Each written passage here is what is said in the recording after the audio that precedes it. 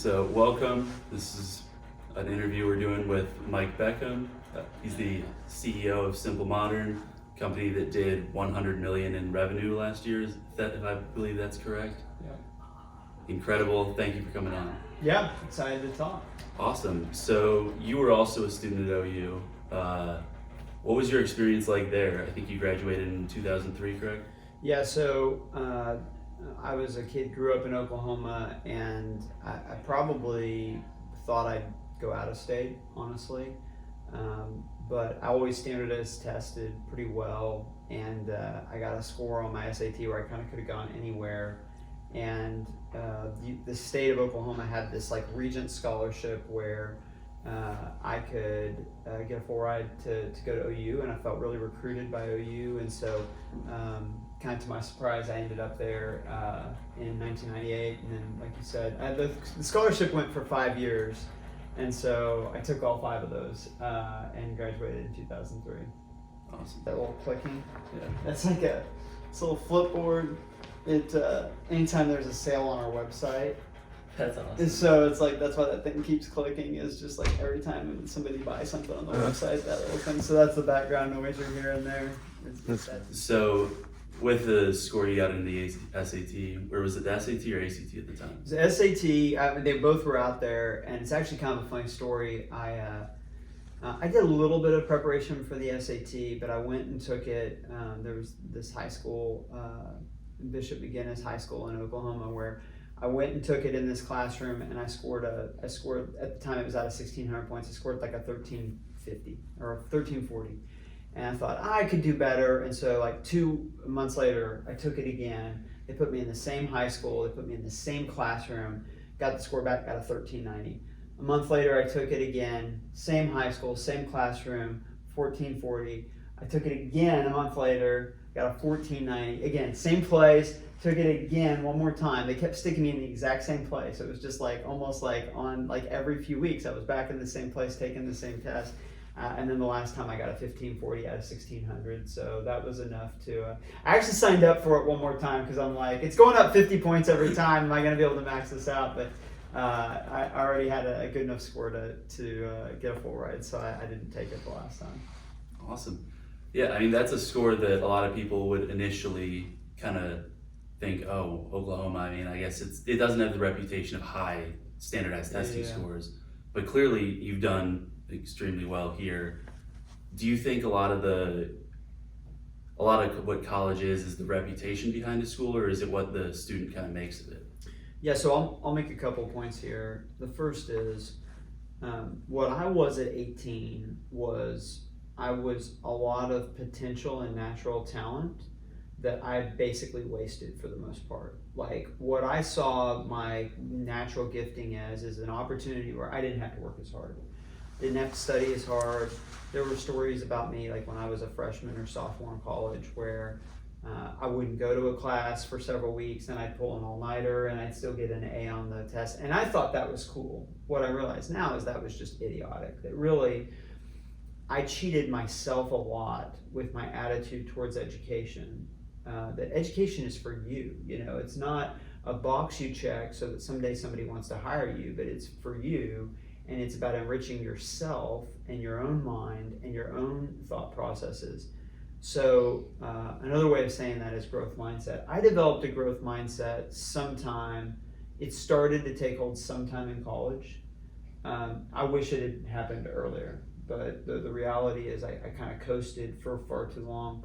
But it really ties in pretty well with an opinion I have about education in general. So go back 100 years in the past, the education system, like let's say you want to learn to be a doctor, you want to learn about physics, you want to learn about botany or physiology or whatever. Well, it's literally a situation where all of the physical books, all of the experts, all of the knowledge, they're at universities, and the only way you can get any of that is if you get accepted, you pay the tuition, and you go to the classes. Today, that is not the case, right? If I want to learn about, we'll go back to botany. If I want to learn about botany, the reality is the world's biggest experts on botany, many of them are online. They're on Twitter, they have blogs, their research is publicly available, they're on YouTube. The courses that they teach at the best universities are accessible online. And we live in a world that's awash with information. Whereas information used to be more scarce and there were gatekeepers. Now that's not the case anymore. Like, you want to get information, you can get it. And the skill set is actually less about, can I get the information? And now it's more, do I have the right mindset of how to live and thrive in a world where information is no longer scarce?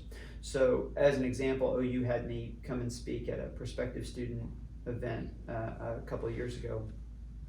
And I was supposed to share to all of these parents and prospective students why they should want to go to university, and specifically OU.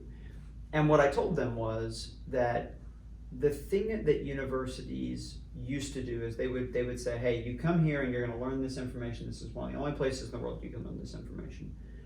That's not the value proposition of a university anymore. In fact, no matter what class you take at OU or even at Harvard, there's probably somebody smarter with a better class somewhere that you can get to online for free. So, okay, so why? What is the value of universities? And what my argument would be is it's twofold. I mean, part of it is the social side of learning to interact with others, which is a huge part of life. But the second and the most important is that learning to love learning, developing a passion for learning, is the number one thing we can get out of education. And when you develop that, I mean, it's really kind of, again, like saying growth mindset. When you develop a passion for learning, you become a self-feeder. And all of a sudden, in a world where any piece of information is available, if you have the desire and the willpower to teach yourself, then that's a really powerful force. So I think if we think about whatever the next 20, 30 years in the world, the people that are going to win are going to be the people that are self-feeders and that really have a desire to learn. And the people that are going to struggle are going to be the people that think structurally in terms of, if I just go get this degree, then that's going to put me in the right place, or that's going to help me succeed. Mm-hmm. I agree. I mean, I think the value has kind of shifted in terms of, like you said, you can just find everything for free. And now it's not that I think college is inherently not worth going to a lot of times. I think it's more so changed to, is it worth it? And I think that answer is probably no a lot of times. It really, and it depends. It depends on, I would say that it can be, but you have to understand really clearly what you're paying for and maximize it, right? If you're like, I'm going to college to develop my interpersonal skills, to make key networking relationships, and to cultivate a love for learning, it's like, okay, listen, that can be worth a heck of a lot more than $100,000. A lot of my success as an entrepreneur, I would say very few things that I learned in a class at OU directly mapped to what I do today. I mean, there's a lot of building blocks that I got, but certainly the way to interact with people and this passion for just understanding the world more, those things did come from that, and that's worth a lot more than what whatever, $100,000 or $200,000. But I do think that there's some degrees where it's becoming more and more dubious. Like, hey, if I'm going to go get a degree in gender studies and I'm going to pay $200,000 for that from Harvard, okay, it's not really clear, other than going into academia, what I can even do with that degree. And my guess is the marketplace is going to sort that out. That a lot of the things that have developed in the kind of academic institutions and systems will change, and where the places where people aren't getting good value will just go away and go extinct. Mm-hmm. Awesome. After you graduated, your LinkedIn page says you worked at Crew for almost 9 years. Could you tell everyone what that was and what your role was there? Yeah, absolutely. So Crew it's a Christian ministry. I became a Christian in college. Actually, I was halfway through college, I became a Christian. So I had a really pretty dramatic life change. These kind of two very different halves of college. The first half of college was really like, hey, I really felt like my worth and my value would come from whatever I could accomplish and put on my resume. And it took about 2.5 years of realizing, okay, that's actually not working. And so my life was really transformed by my faith while in college. When I graduated, I was thinking about I'm either going to go and like do something like Wall Street, work in finance, or I'm going to teach something like finance, go and get a PhD. But my wife was getting a master's degree in accounting, and I had 1 year where I knew we were going to still be around OU. And I just got an opportunity to do a year of ministry. And what really happened was 1 year turned into 2, which turned into 10. Not the path of least resistance for sure. Like I had to raise my salary. My first year, my salary was $18,000, and I had to raise it, and I struggled to raise it. And basically, my week was me meeting, at places like the cafeteria with students and just talking to them about their life and mentoring, pouring into students, talking them through what the Bible was about. But to my surprise, I loved it, and I think that there's a couple of actually pretty important life principles, regardless of whether or not faith is an important part of your life as you're listening to this. A couple principles that are really key here. One is, if I as a 19 or 20-year-old said, "Man, I really want to be a successful entrepreneur. This is where I want to get," I do not think I would have mapped it out the way that it happened. Right? It wouldn't have been like, "Well, the first step is go spend 9 years in the nonprofit world." Yeah, it was confusing to me when It's I saw it very at first, confusing. but yeah. But actually, I think the people that have known me over the last 20 years would say, and I would certainly say, that doing that has been probably the single biggest driver of my success in the business world. And here's a couple of the reasons why. One is that I developed a very clear worldview and value structure in my early 20s. And my wife and I, it wasn't even just for me, it was like my family and my marriage, we had that really early on. And I think success starts with, whether you're talking about like emotional stability, physical health, mental health, it really does start with a clarity of purpose, a consistent worldview, and just a strong foundation that you're building off of. And that's really what I think I developed over my early 20s and mid 20s. This is what I think life's about. This is what's important to me. These are the things that I think bring meaning and joy and happiness. These are the pitfalls that I see. So some of the things that became really clear to me is, okay, money's not going to bring contentment for me. Like, that's not to say that money can't make my life better, and that I've always been really big on like financial stability. I think like a financial planner, but realizing like, hey, that's not going to make me content, right? That it's important to have financial health, but that's not going to bring my contentment. And if I get that mixed up, then I'm going to get tripped up here. I think the centrality of relationships was another really huge thing. And then there was like some really just practical stuff. Like I learned how to talk to people. I learned how to have conversations with people I'd never met before.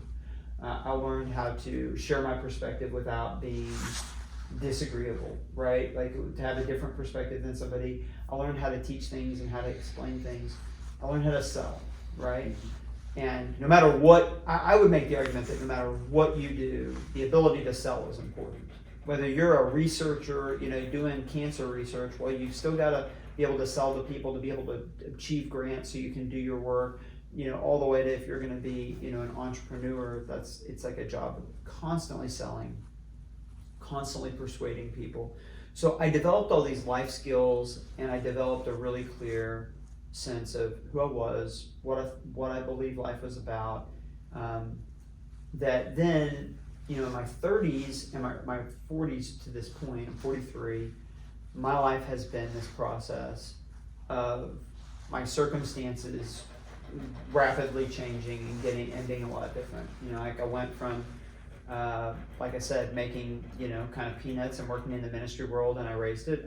I don't really make peanuts anymore. Like the company's obviously been pretty successful, but the conviction that that's not going to be a thing that brings meaning and purpose in my life hasn't changed, right? That even if my tax return shows millions of dollars, I don't have this illusion that, I'm just a little bit nicer house away from really being happy. And it's also really helped me when I did finally start a company of my own, to really know, what do I want this company's culture to be about? What do I want the company to be about? And so yeah, ironically, for me, like, being in the nonprofit world has made me a far better for-profit CEO. And the encouragement I'd give to anybody, because you guys are producing content for people that are probably kind of at the beginning of their careers and are trying to figure out how to get these initial foundational pieces in place. I give the encouragement that nobody has it all figured out at 18, 20, 22.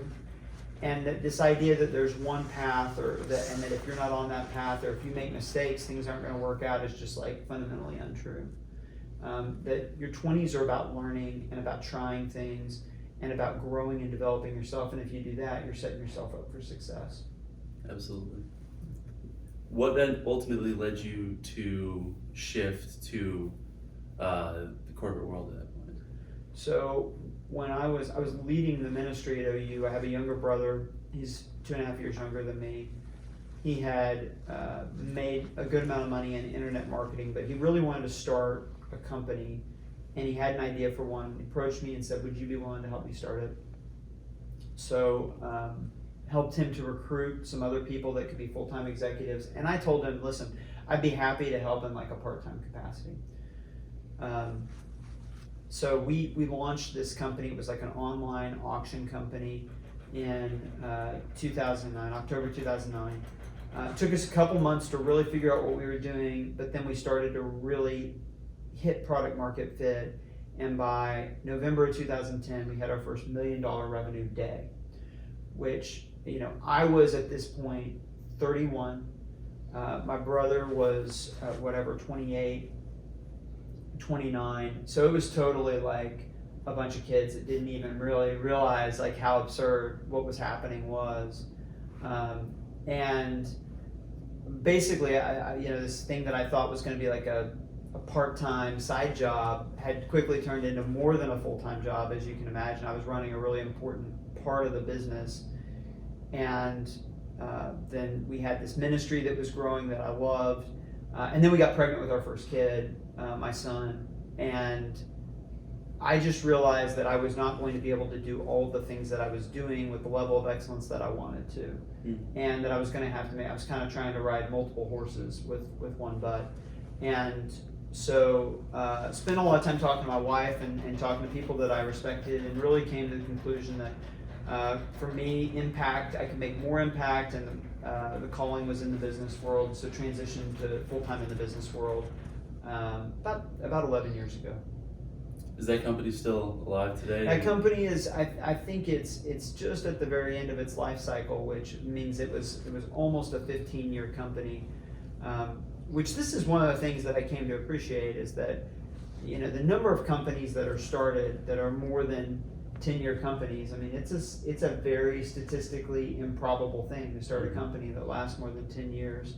But it was a tremendous learning experience, is what I'd say. I mean, this is the other thing about starting companies that's kind of interesting, is you don't really know what you're signing up for when you start it. Like, you have a vague idea, but you don't know how big it's going to get, and you don't know really what the experience of running that company is going to be like. And this online auction company that we ran was a perfect example of that. When we first started, it's like, this is an idea, and I think we're thinking like, hey, this is a thing that might do a few $1,000s in revenue a day, and then it turned into this behemoth where we were doing hundreds of millions of dollars in revenue a year.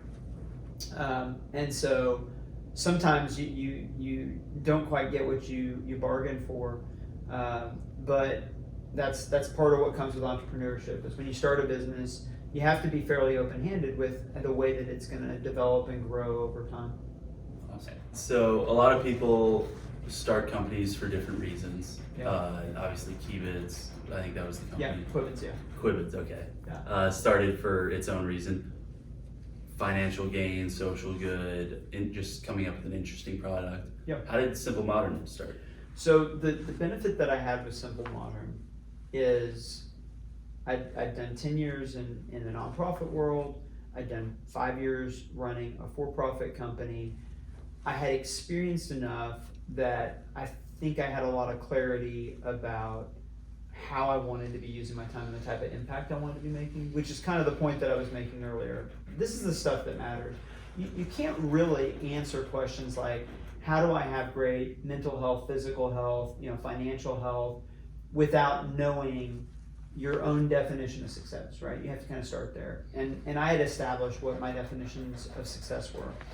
So I felt like I wanted to start a company where I really set culture and where the culture was built around generosity.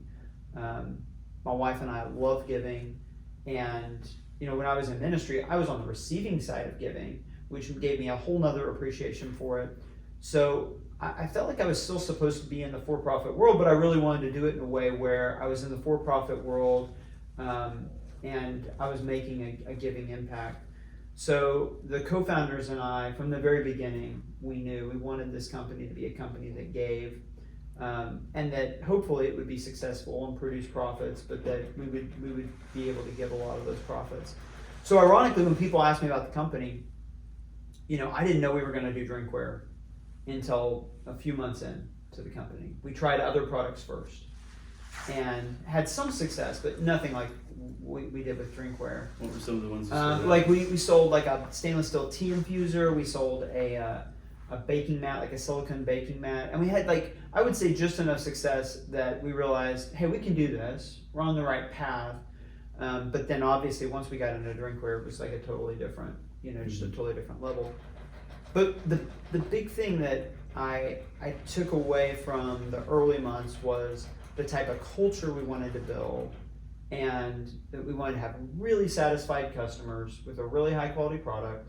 We wanted the prices to be affordable. So we knew some things around that. We want to sell online. We want to have affordable prices for the quality of product. We knew we wanted to have really tremendous internal culture at the company.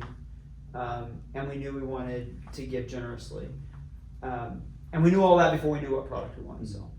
And then we kind of iterated and experimented into the product that was the best fit. So a lot of companies, most companies start with what's the idea, what's the product. But there's examples of very successful companies that started with people that are like, we just want to work together, this group, or we just want to be about this idea or this cause. And so I would say we were kind of in the latter group. Awesome. What were some of the habits that you started having to build into your life while you were getting the company off the ground in order for it to kind of see the success that it's grown into today? Yeah, well, I mean, I think what you guys are doing, just to encourage you, I think it's important. And I think that it's a good idea because what I have found in my life is being disciplined, committed, having structures. These things help me, not just in the area that I'm focusing on, but they help me to be the same way in other areas. So here's an example.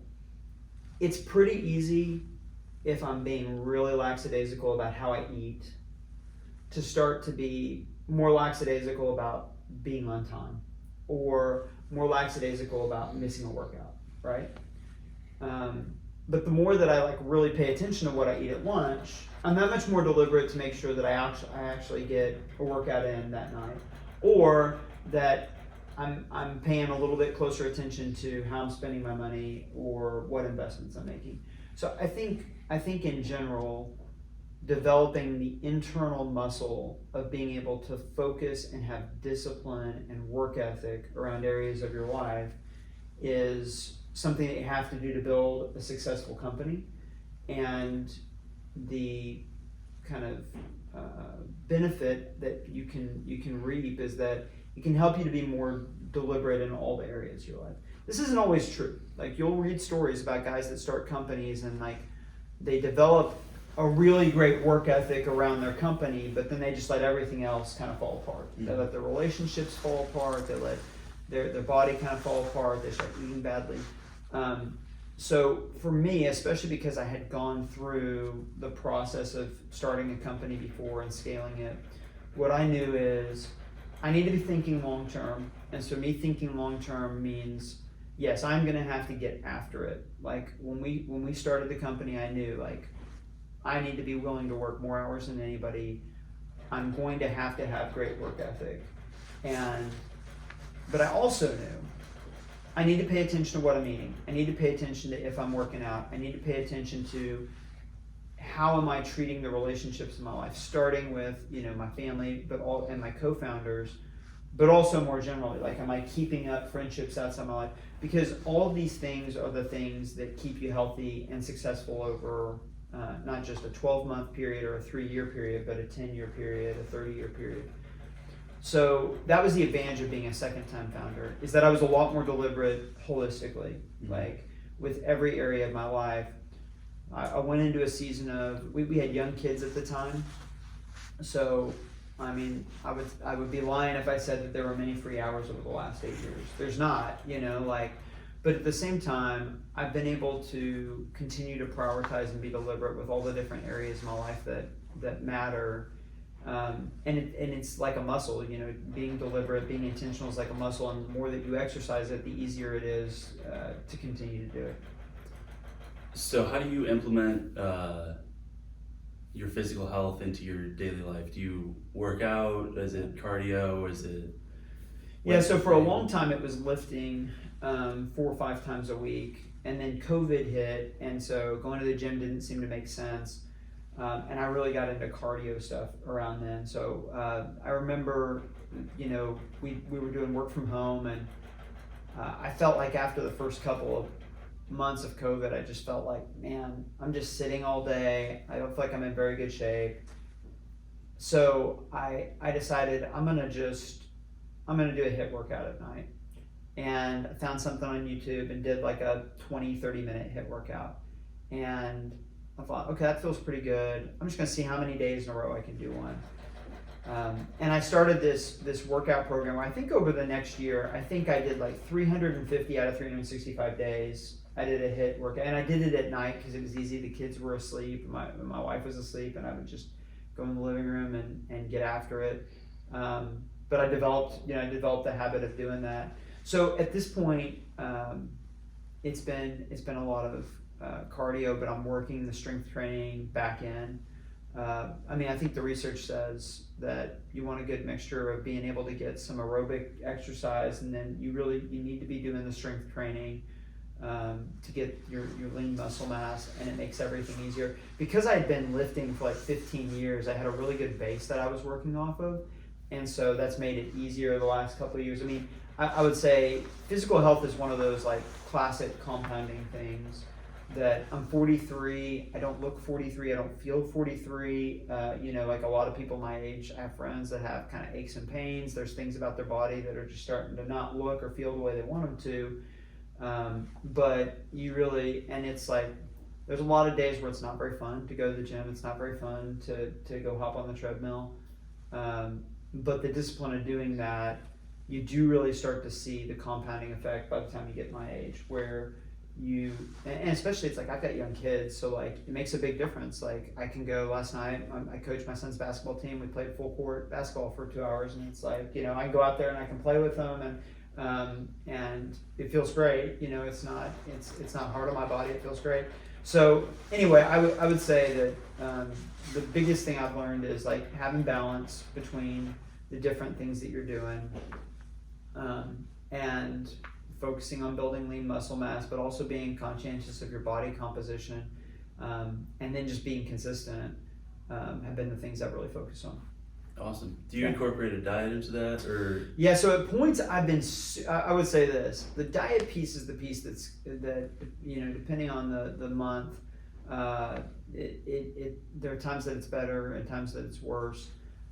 Especially with the busyness of my schedule. This is one of the things that can be the toughest, because there can be just like a lot of eating out, a lot of dinners where I'm not even determining what the menu is of the thing I'm at.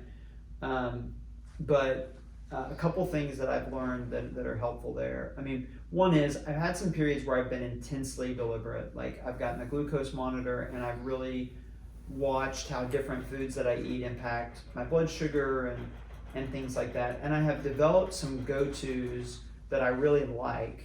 Like as an example, I developed this kind of smoothie that I make that has a whole bunch of ingredients, but it doesn't spike my blood sugar. It's got a lot of protein, and I really like how it tastes. So I've developed some go-tos that are like meals that I really like that are great for me. That's one thing I'd recommend for everybody is like find whatever 5-7 things you can go to that are just great for you. They're fairly easy to fix. They're not very expensive. I think the other thing I've kind of learned is it's really about moderation. There are times when you don't eat great, but it's just the discipline of like, I'm gonna stop at 3 pieces of pizza instead of 5. You know, I'm gonna eat half this piece of dessert instead of the whole thing, and that's pretty powerful as well. Like that builds up over time. Because I think a lot of the stuff around diet, like you can be. And there have been periods where it's like you can be super hawkish and it takes a lot of discipline and dedication to hold to that. Most people can't, not for an extended period of time, but they can still apply the principles of like understanding how to limit portions. If it's like if you are going to eat this, just be thoughtful about how much you eat. And, when you do eat something that's less healthy, eat 75% as much as you can fit in your stomach. So some of that stuff's been really helpful for me as well, and I feel like it's helped me to feel like I can have the body I want and be in the kind of shape I want to be, but I can still do fun things. Like there have been periods where I was so conscientious about what I ate that like, oh, we're celebrating one of my kids' birthdays and I don't want to eat any of the birthday cake, and I just kind of realized like there's a point where it goes the other way, right? Where it's like, well, I don't want to be that kind of dad. Yeah. I don't want to be so hawkish about sugar that I'm like, I can't celebrate with other people when it's the time to celebrate. So it's like, okay, I'll eat a piece of cake, but I'm not going to get this massive piece of cake. I'm going to eat an appropriate size, like it's things like that you kind of learn and, I think help set you up for success. Yeah, not keeping exceptions as part of the norm, but keeping them as exceptions. Yeah, exactly. As exceptions, and even when you do make exceptions, it's kind of like even like we'll use alcohol as an example. Like, hopefully, alcohol is not a day-to-day norm for people watching this, because there's a lot of research that's really unhelpful. Mm-hmm. But it's like, okay, when you are making the exception, like, hey, here's a day with alcohol. There's a big difference between 2 drinks and 10 drinks and what it does to your body, and so it's like, it's things like that. I mean, it's really the idea of moderation. I think that's probably one of the wisest things you can learn with your body. I mean, there's this part of me that's like, can be really intense. Like whenever I do anything, I want to go as big and as hard as I possibly can, but if you've ever worked out consistently, you do that, you're gonna get yourself hurt, And if you do that with food, you're gonna eat really good all week, and then you're gonna be so irresponsible on Saturday that you undo a lot of it. So yeah, it's about moderation. Did you see a change in mindset that was critical to you becoming the person you are today, looking back on your developmental years in college, at Crew, or at Quibiz? Yeah, I would say for sure.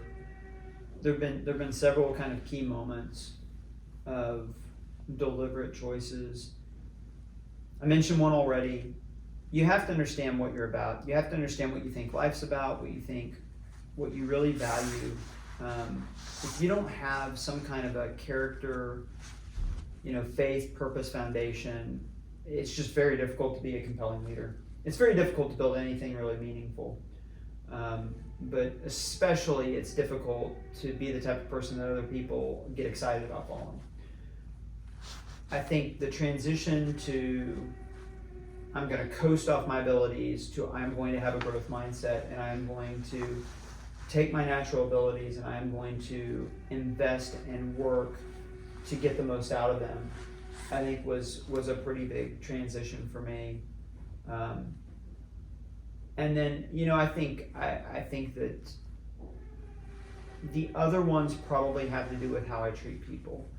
That I have learned that effectiveness, I'll make a general point. Success in the business world, really a lot of it is cooperating well and working well with other people, talented people wanting to work with you, people wanting to buy what you're selling. And I've gotten a lot better at being able to know how to work with other people and have other talented people want to work and buy from me.